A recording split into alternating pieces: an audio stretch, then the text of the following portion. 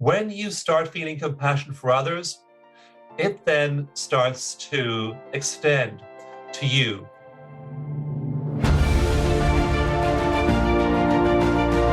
Hello and welcome to the Daily Helping with Dr. Richard Schuster. Food for the brain, knowledge from the experts, tools to win at life. I'm your host, Dr. Richard. Whoever you are, wherever you're from, and whatever you do, this is the show that is going to help you become the best version of yourself. Each episode, you will hear from some of the most amazing, talented, and successful people on the planet who followed their passions and strive to help others. Join our movement to get 1 million people each day to commit acts of kindness for others. Together, we're going to make the world a better place. Are you ready? Because it's time for your Daily Helping. Thanks for tuning into this episode of the Daily Helping Podcast. I'm your host, Dr. Richard, and we have a brilliant and awesome guest to share with you today. His name is Dawson Church. He's an award-winning science writer with 3 best-selling books to his credit. The Genie in Your Genes was the first book to demonstrate that emotions drive gene expression. Mind to Matter showed that the brain creates much of what we think as objective reality. And his newest book, which is what we're going to talk about today, Bliss Brain, demonstrates that peak mental states rapidly remodel the brain for happiness, which, as you know, is very much the chocolate to this show's peanut butter. So I can't wait to dig into this. Dawson's created dozens of clinical trials, founded the National Institute for Integrative Healthcare to promote groundbreaking new treatments. His largest program, the Veteran Stress Project, has offered free treatment to over 20,000 veterans with PTSD over the past decade. He shares how to apply health performance breakthroughs through EFT Universe, one of the largest alternative medicine sites in the world that's on the World Wide Web. And he's also the former president of Family Connections, one of 53 nonprofits named as Points of Light by President Bill Clinton, and he's a member of the Transformational Leadership Council, and his books have won dozens of awards. He's been quoted in USA Today, CNN, BBC, the Los Angeles Times, San Francisco Chronicle, Parenting, and many other national media sites. Whew, that's a lot. There's a lot to live up to here, Dawson. Welcome to the Daily Helping. It is awesome to have you here. Dr. Richard, if we have half as much fun on the show as you and I had before the show as we chatted, we're going to have a great time together. I think we are, and we're going to help a lot of people too. This is going to be so good. So we're definitely going to get into Bliss Brain, and we have to. But before I do that, there's a question I want to ask you, and this is kind of what I ask everybody. I like to peel back the layers of the onions and rewind the clock to find out your superhero origin story. How did you get on the path you're on today in which you're helping so many people? Well, my newest book is called Bliss Brain, and I got there in a whole variety of ways via other concepts like epigenetics. Epigenetics initially was the study of how genes were turned on and off by factors from outside the body, like diet. But then behavioral epigenetics and psychological and spiritual epigenetics showed us that our inner states, our consciousness, meditation, positivity, joy, gratitude, especially compassion, all drive gene expression. We're literally turning genes on and off inside our body by our thoughts, by our consciousness, by our beliefs, by our worldviews. All of these intangibles are producing measurable effects on our cells. So that was 20 years ago. I began to work with epigenetics intensively, but I got there a long time before I got to Bliss Brain by being seriously miserable, seriously unhappy. And when I was a kid, when I was a teenager, I was so unhappy. I was suicidal. I didn't want to be here. I was depressed. I was anxious. I was just toxically, traumatically stressed. And so I wanted to figure out how to get out of my predicament. And so I joined a spiritual community. When I was 15 years old, I learned to meditate and do spiritual healing and all kinds of, learn the perennial philosophy behind the world's great religions. So at 15, 16, 19, I was doing all these activities and getting a little bit better over the next 10 years, 20 years. But then I made the commitment in 2000 to meditate every day. And I'd meditated occasionally for the previous 20 years. But then that year I said, in fact, I was in a crisis, and I said, from tomorrow morning onward, I will get up at 5:30 a.m. every day and meditate without fail. And I did that. And suddenly everything began to change. I learned to really apply a lot of the energy tools I'd learned as a teenager. And suddenly my money, my love life, my relationship with my two children, my all kinds of things in my life began to radically shift. So I got there by being miserable, looking for solutions to my own problems, and then discovering that anybody can do what I did and learn to get dramatically happier than where you are today. It's interesting because you did this at the age of 15. So there's no internet then, right? You didn't have the ability to, Google something. So was it a mentor in your life? Like, what was it that connected you to this information? Because as a 15-year-old, most 15-year-olds are, playing video games or, hanging out with their buddies. You're learning about meditation and energy states and all these things. So how'd you get to that info? It usually does take a mentor. And if you look at the research on people flipping into the sense of well-being, so it's very interesting to look. There's a ton of research on this now. And I do MRI research, I do EEG research. We're talking about hard science here. These may seem like spiritual, esoteric, mystical states, and they are, but they're also states we can measure with advanced tools like high-resolution MRIs. And so what we find as we look at people who made the flip, they flipped into the state of Bliss Brain. Usually there was a mentor. There was somebody they met, and they may have met a spiritual teacher. They may have been an inspirational figure. And so mine, when I was 15 years old, was actually the older sister of my best friend in high school. And her name was Wendy Harris. I wish I knew where she was nowadays. It's been 50 years since then. But she would sit with me sometimes and explain to me the teachings of Buddhism and advanced spiritual practices. And I'd been raised as a fundamentalist Christian, and this was all complete news to me, that the universe was one, that we could be one with something larger than ourselves. I had no idea of all these concepts. And so Wendy would sit and talk to me about these kinds of ideas, and they were revolutionary for me back then, but I didn't really understand them, or I couldn't absorb them deeply. And then there were various other people. Most recently, over the last 10 years, Jack Canfield, who's the co-author of the Chicken Soup series and the author of the book Success Principles.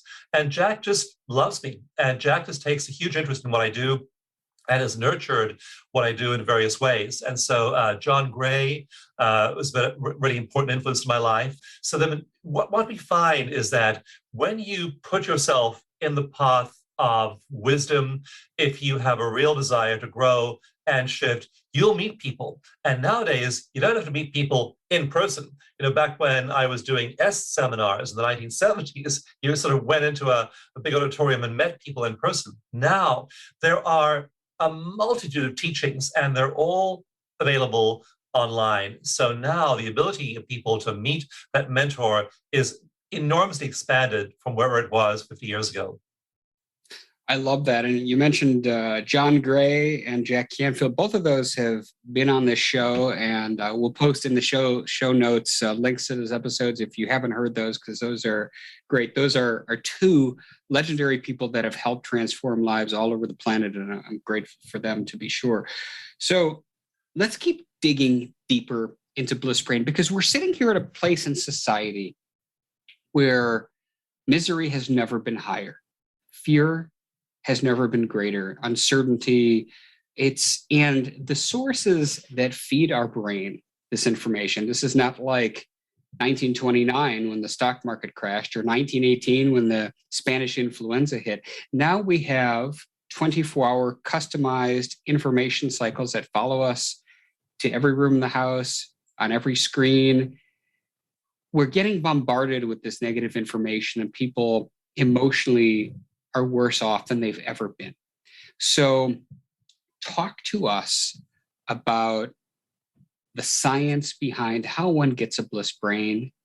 And I want people to walk away from this episode with ideas as to how they can get there. Because this is not an aspirational thing. This is a real thing. And I love that you're so science-based. So let's let it rip. This is great. You can get there, you can change your brain function dramatically. And you're right about the kind of mental health crisis we're in. According to the World Health Organization, rates of depression and anxiety have roughly doubled during the pandemic and the years since the pandemic. And so we are in this huge mental health crisis, both in the developed world and in the developing world. And so we're at this moment in history where there are multiple crises, and there have always been crises, but the ones we have now seem to be having more of an effect on people's mental well-being than others. So how do you not get enmeshed in this? And one of the, there in the news recently, we've had a lot of focus on Facebook and other social media and how they are focusing our attention on the negative in a spiral. So we give our eyeballs to something, we get served more of that something. If that something is negative news, we get served more of it, driving us into greater depression. And then the spiral just keeps on going, we get served more of it and so on. But think about the flip side of that.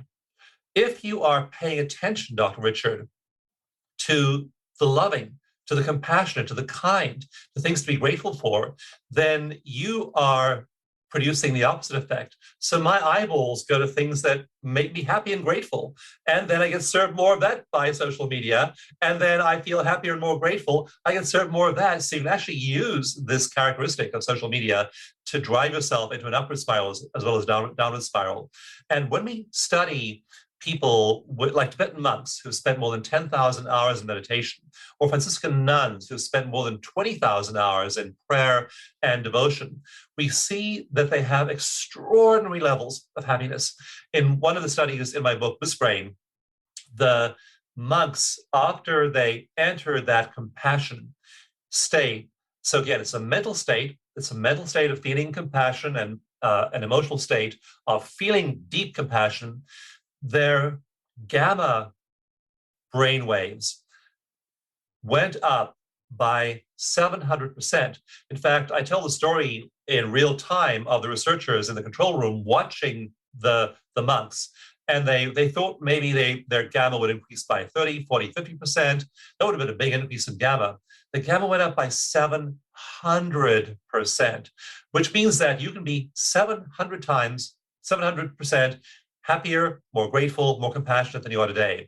And it's totally about attention. If you're giving your attention to those things that are good, kind, happy, you build those in your life. And that's really the discipline of meditation, of directing attention. Do that, and then you have this positive looping effect.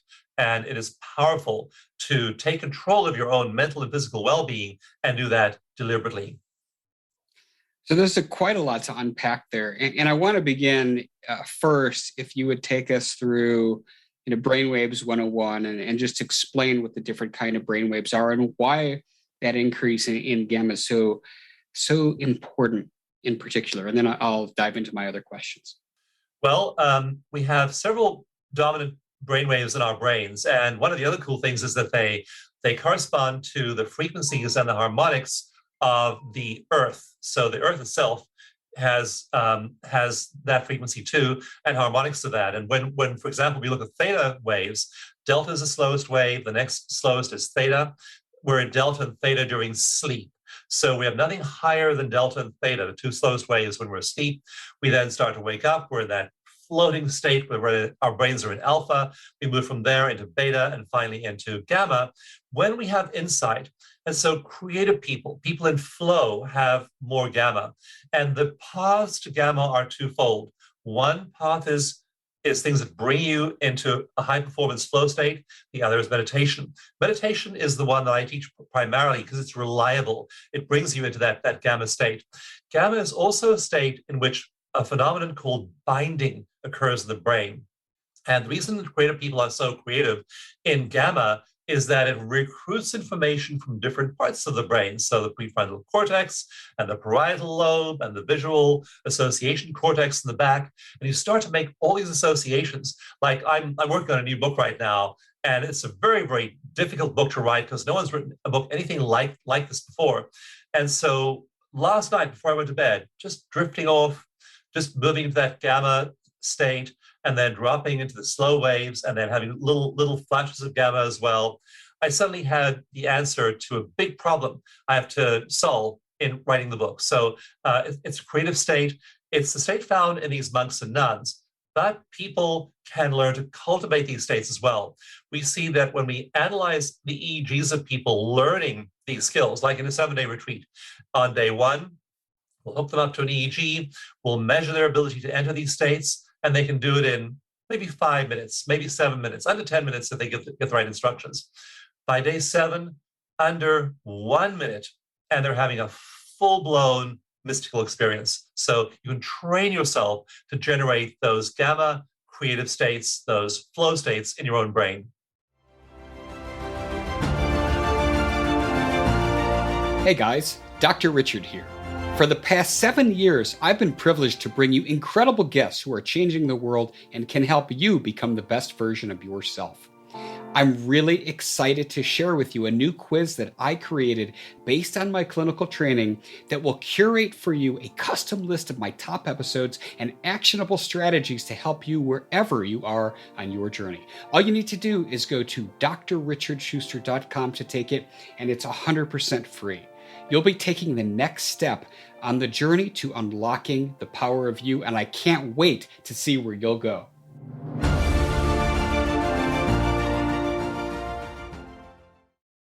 And flow states, that's a term that is kind of thrown around a lot in the media. I hear flow state all the time.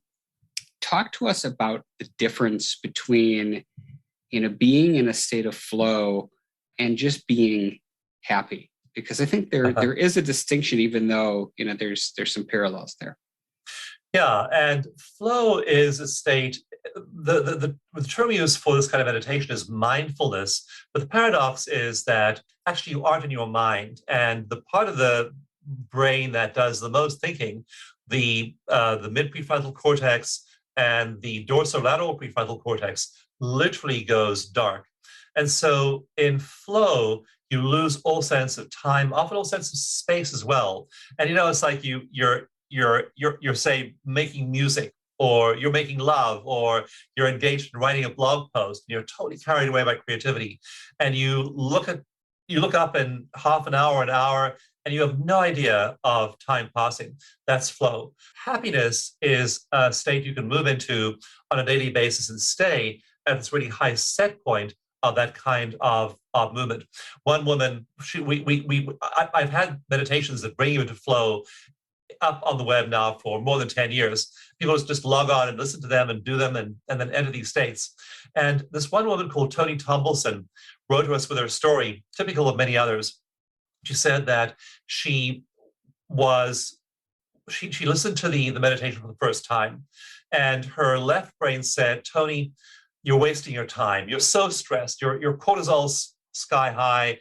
You are burned out on life, burned out on parenting. This isn't going to work for you. That was her approach going into meditation for the first time. And she said, I listened to the meditation you had online. And suddenly, when I got into that flow part of the meditation, tears of gratitude began to roll down my cheeks. And I was at that place I've longed to be for so long.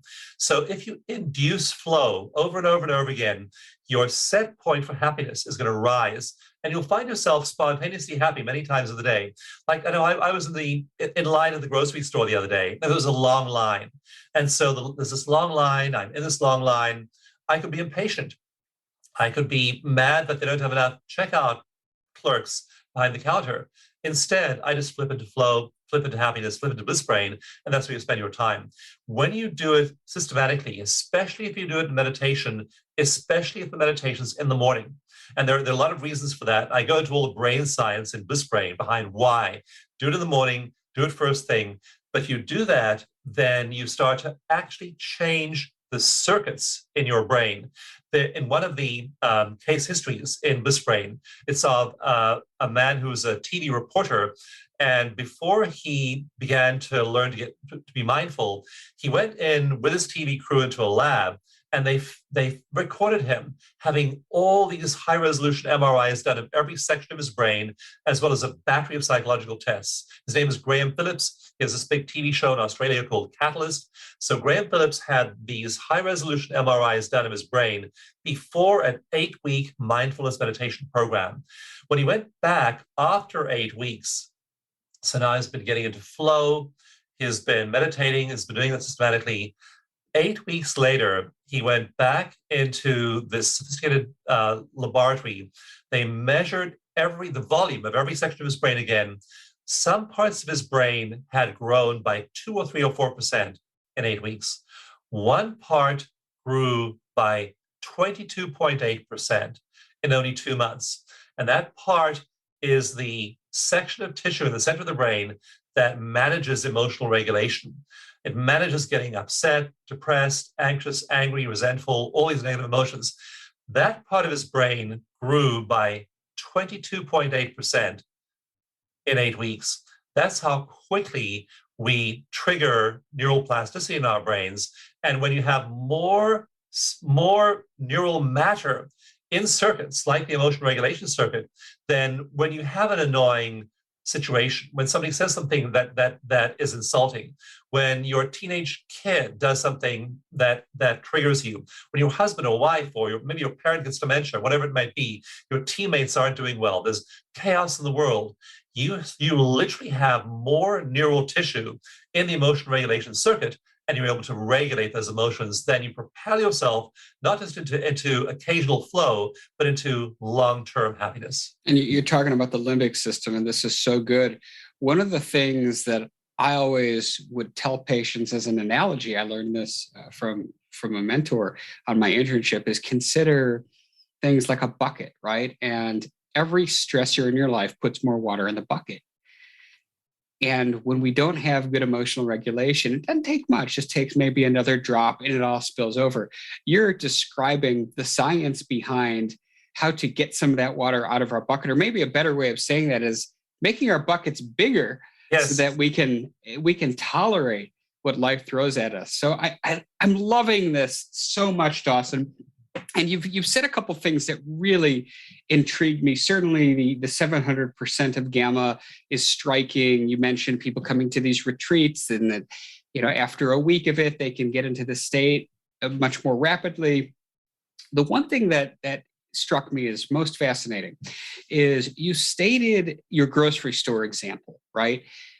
Because it's one thing to sit in your house, light some candles, turn off lights, and listen to a meditation. It's another thing to trigger, right? To trigger the response, yes, instantaneously in a stressful setting, to flip those neurological switches, to flip those neural pathways and say, okay, this is cool. I'm going to react in a calm and blissful way.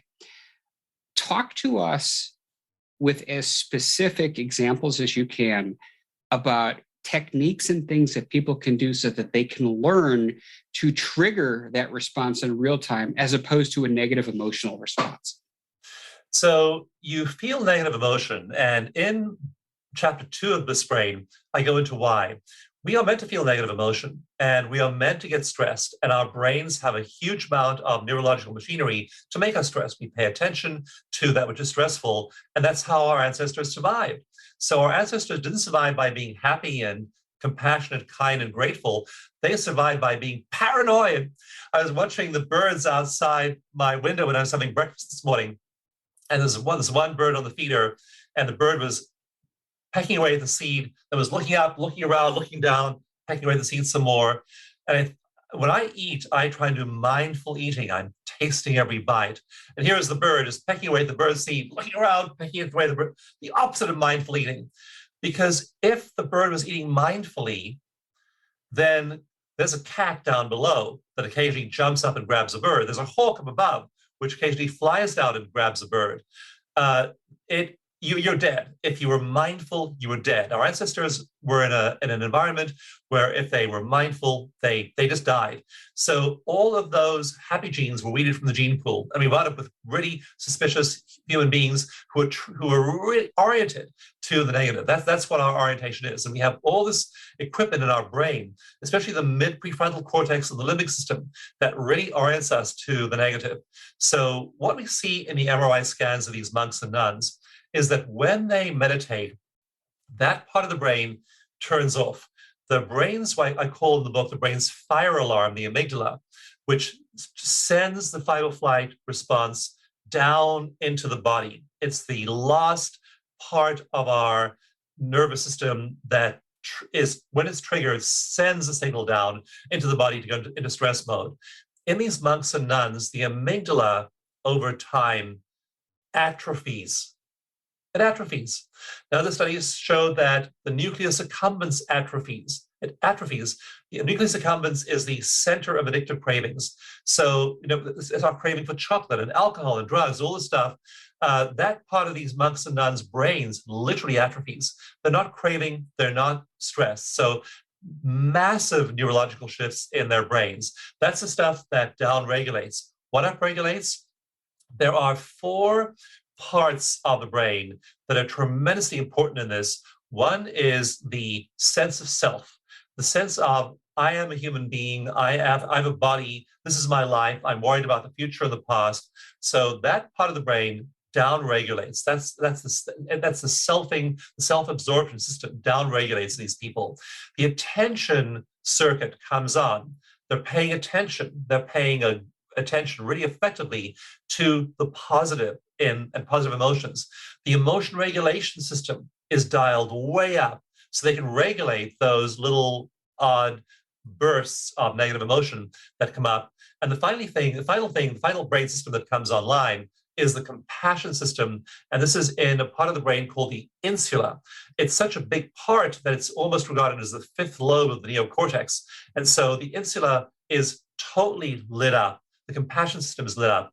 So these monks and nuns have now dialed down the functioning of all the parts of the brain that are going to make people unhappy and miserable. And they've dialed up these 4 brain regions that enable people to be happy and grateful and compassionate. And so they're just bathed in this sea of well-being. Not only that, the parietal lobe downregulates, which locates you in space. It's responsible, like I'm picking up my glass of water now, without me actually looking at the glass of water. That's because my parietal lobe is active. Part of the brain shuts down.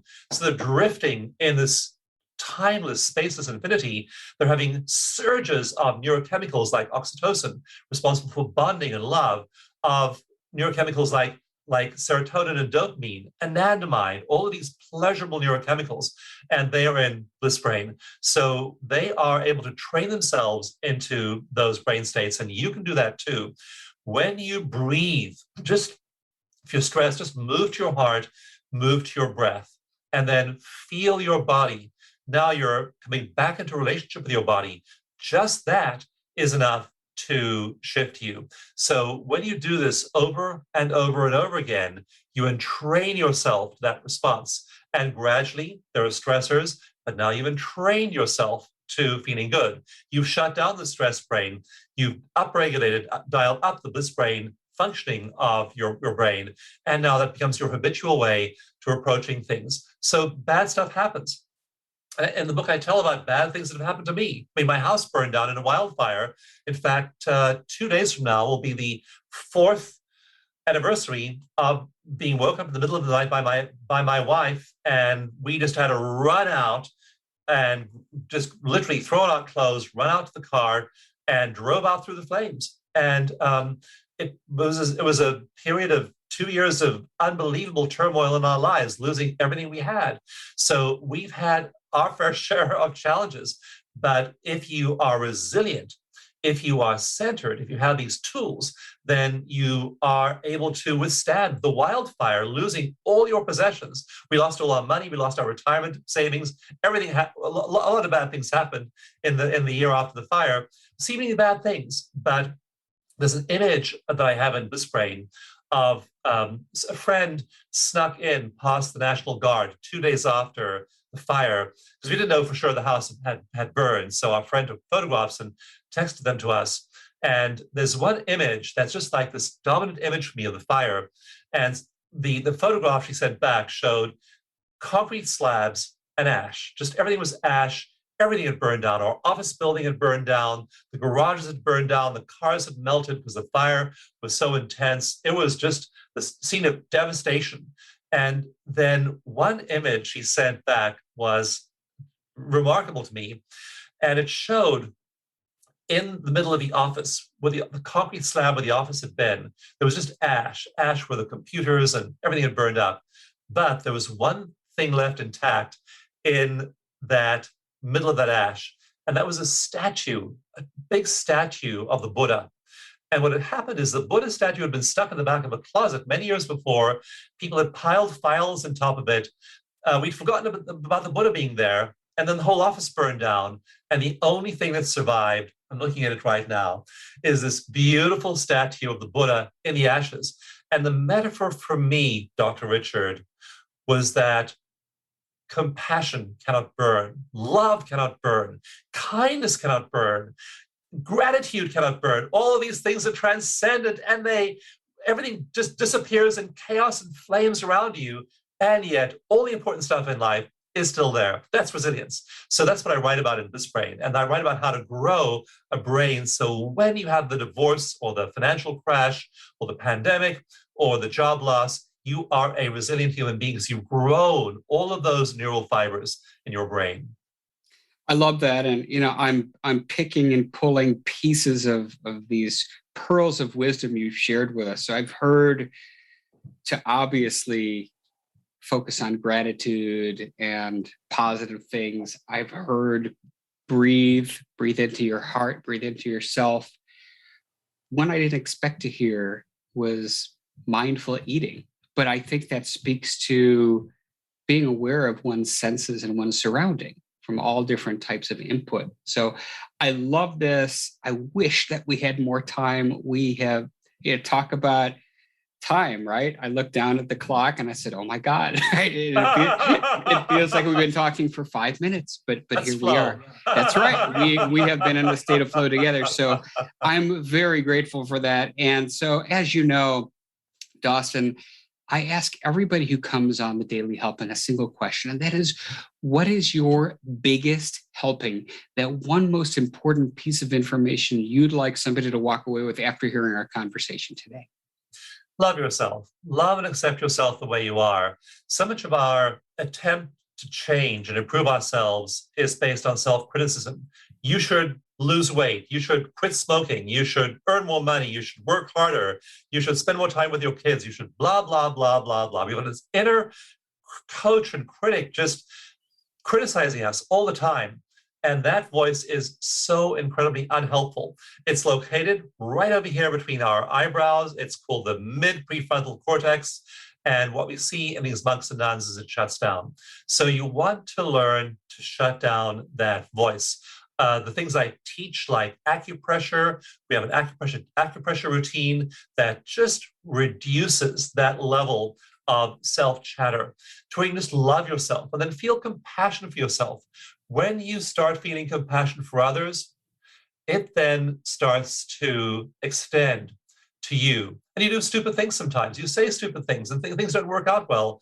And you just say, I love you, you're doing your best. So that's the place to start, is unconditional self-love for you, no matter if you don't have the body you want, don't have the money you want, don't have the love life or the relationship or the marriage you want, or the life circumstances or the job you want. Just love and accept yourself just the way you are. And then when you love yourself the way you are, that is the pivot point for change. It's a paradox that you have to love yourself imperfect as you are in order for change to begin. But when you do that, suddenly change starts to happen. So the crucial thing to do is simply to love yourself the way you are. I love it. I love everything you just said. This is awesome. Dawson, where can people learn about you online and get their hands on Bliss Brain? Well, thanks to a really generous gift from the publisher. The book is available free at blissbrain.com. You pay shipping and handling, but the book is free at blissbrain.com. Go there.